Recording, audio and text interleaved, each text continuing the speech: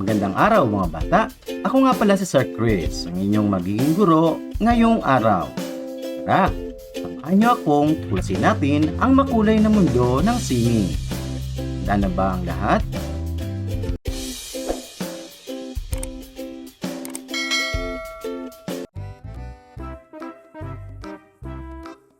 Arts 3, Quarter 1, Week 7. Makaguhit ng iba't ibang tekstura at guhit.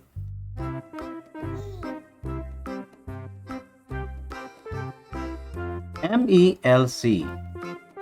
Sketches on the spot outside or near the school to draw a plant, flowers, or a tree, showing the different textures and shape of each part, using only a pencil or black crayon or ballpen. Layunin. Pagkatapos ng araling ito, ikaw ay inaasahang makaguhit ng halaman, bulaklak o puno na nagpapakita ng iba't ibang tekstura at hugis ng bawat bahagi gamit ang lapis o itim na krayola o ballpen. Tara, magbalik aral tayo mga bata. Piliin sa hanay B ang hugis na tinutukoy sa hanay A. Sulat ang sagot sa inyong patlang.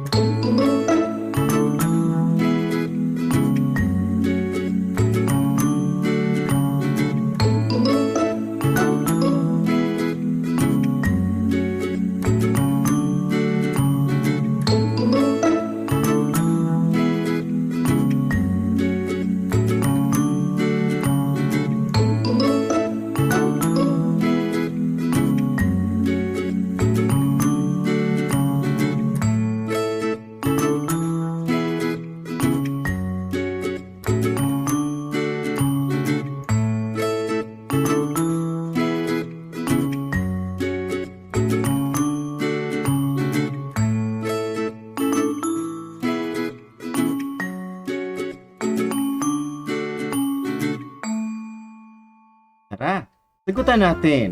Handa na ba kayo mga bata?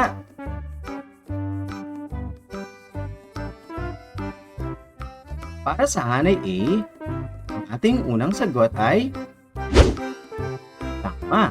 Letter B, para red. Pangalawa, letter E, pahiga. Pangatlo, letter D, paalon-alon. Pang-apat, letter A, paikot. At panglima, letter C, putol-putol. Pareho ba tayo ng sagot mga bata? Magaling!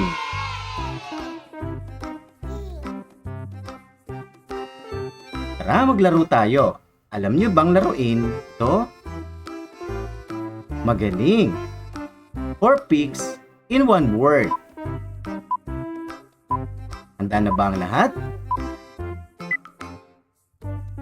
Simulan natin.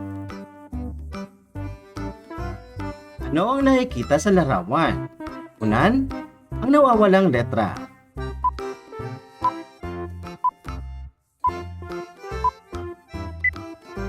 Magaling! Okay.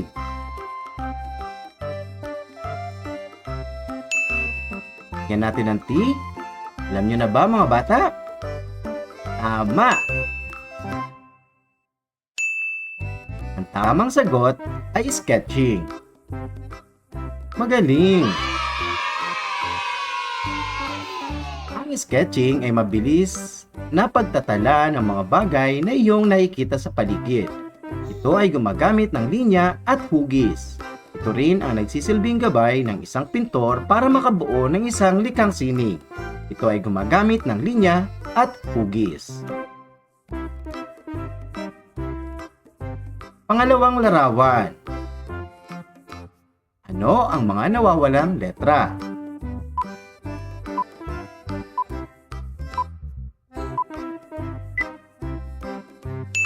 lagyan natin. Ano pa ang nawawalang letra? Tama. Sketch. Magaling mga bata.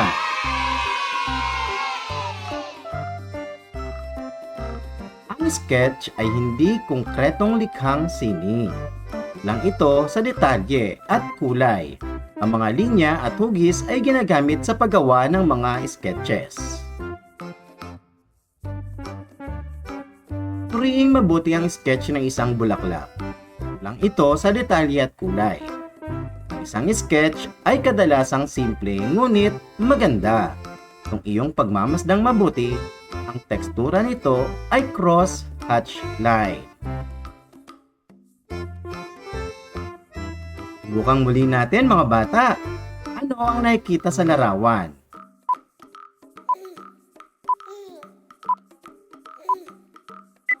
Tama. Alam niyo na ba ang sagot mga bata? Magaling!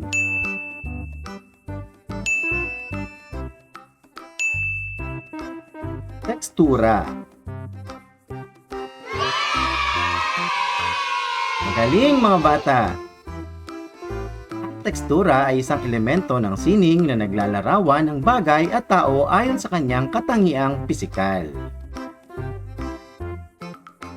Ano naman ang nakikita sa larawan?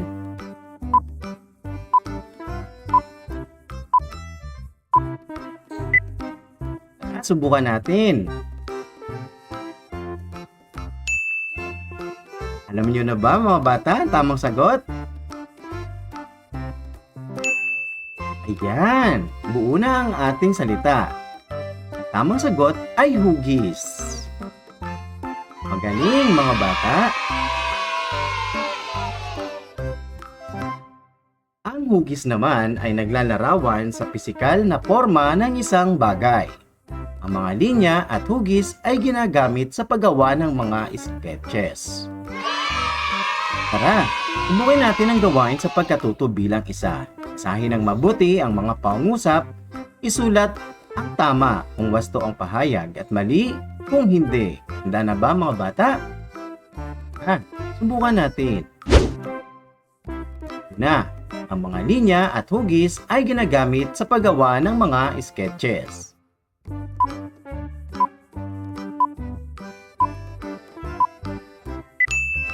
Tama!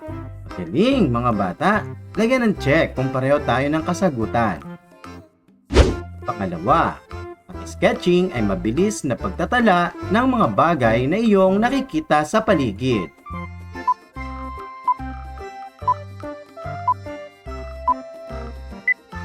Ano ang inyong sagot mga bata? Tama! Magaling! Pangatlo, ang sketch ay konkretong likhang sining.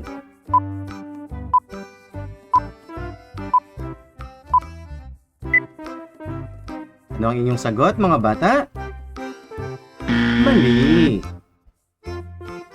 Dahil ang sketch ay hindi konkretong likhang sining. Magaling mga bata!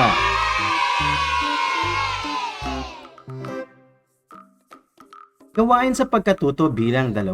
Gumuhit ng halaman, bulaklak o puno. Sundan ang pamamaraan sa ibaba.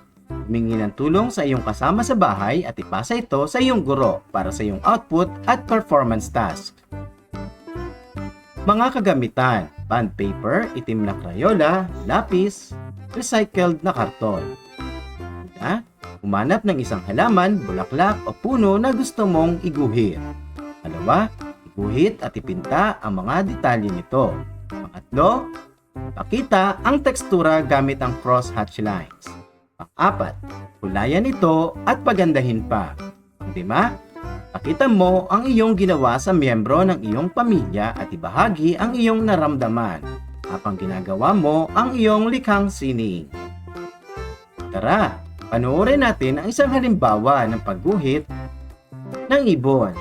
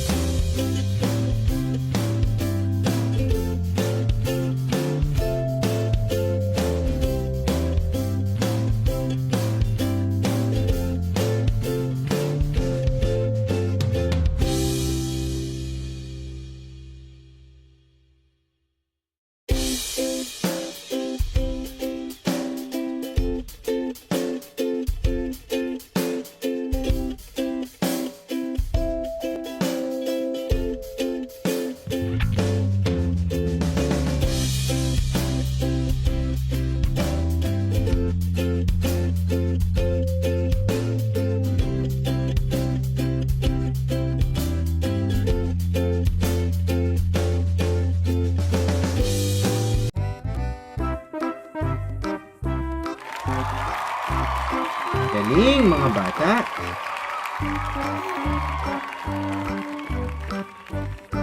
Gawain sa pagkatuto bilang 3. Guhit mo ang paboritong bulaklak ng iyong nanay. Gamitin ang teksturang Pointillism. Ibigay mo ito sa kanya bilang pasasalamat. Tara, panoorin natin kung paano gumawa ng isang bulaklak.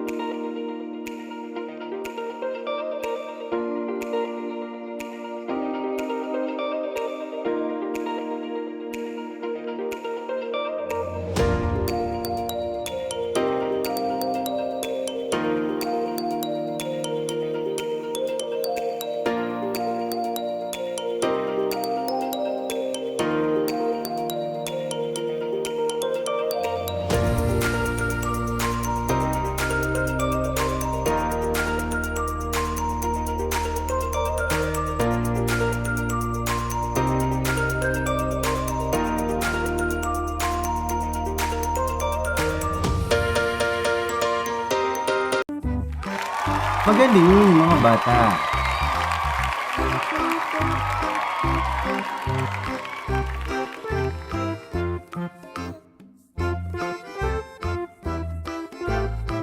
Ating pinag-aralan ngayong araw na ito ay makaguhit ng iba't ibang tekstura at guhit.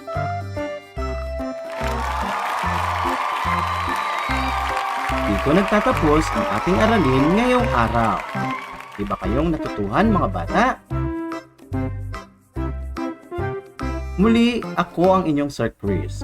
Sabing, hirap magpaalam sa mga batang napamahal na sa'yo. Pero mas mahirap magpaalam pag galit ang nanay mo. Salamat! Hanggang sa muli! Huwag kalimutang i-like, subscribe, get notified. Updated kayo sa ating mga bagong aralin.